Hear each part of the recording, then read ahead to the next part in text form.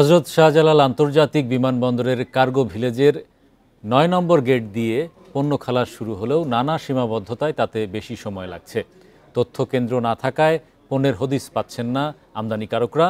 যেসব কাজ আগের দিনে একদিনে সম্ভব হতো, এখন সেখানে ৪৮ ঘন্টাও লেগে যাচ্ছে। কন্টেনারবাহী ট্রাকের জট লাগায় ভোগান্তিতে পড়েছেন ব্যবসায়ীরা।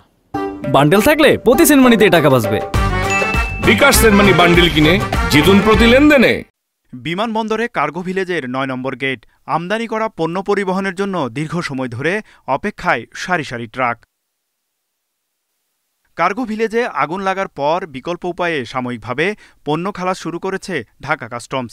আগে প্রতিদিন গড়ে ৪,০০০ চালানের বিপরীতে যে পরিমাণ পণ্য খালাস হতো, এখন তার ২% কম হচ্ছে।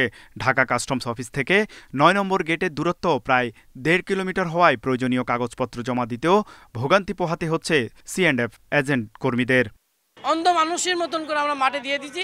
এখন আমাদের মাল, আমি কালকে রাত 10টার সময় আমি মাল পাইছি, 3টের সময় পেপার জমা দিয়েছি। এখন আমার মনে হয় 3 থেকে 4 দিনে পৌঁছাতে পারবো কিনা সেটা আমার কাছে সন্দেহ লাগতেছে। কারণ দেখেন, কালকে থেকে আমরা এই পর্যন্ত দাঁড়া রয়েছি, এখন তো আমরা একটা শিপমেন্ট বের করতে পারিনি।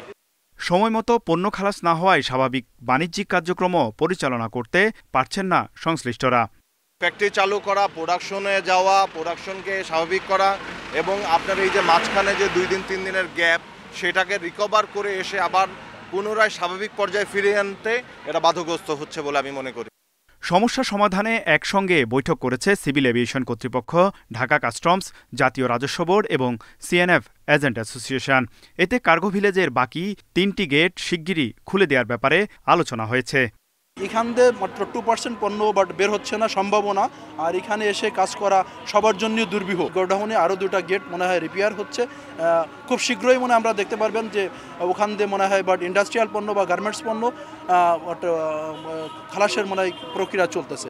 এদিকে আগুনের ঘটনার পর কার্গো ভিলেজে যেসব পণ্য অক্ষত অবস্থায় আছে তার তালিকা করেছে বিমান ও সিভিল এভিয়েশন কর্তৃপক্ষ। এসব পণ্য এসেছিল 16, 17 ও 18 অক্টোবরের বিভিন্ন ফ্লাইটে। তৌহিদ রানা, ইন্ডিপেন্ডেন্ট নিউজ, ঢাকা।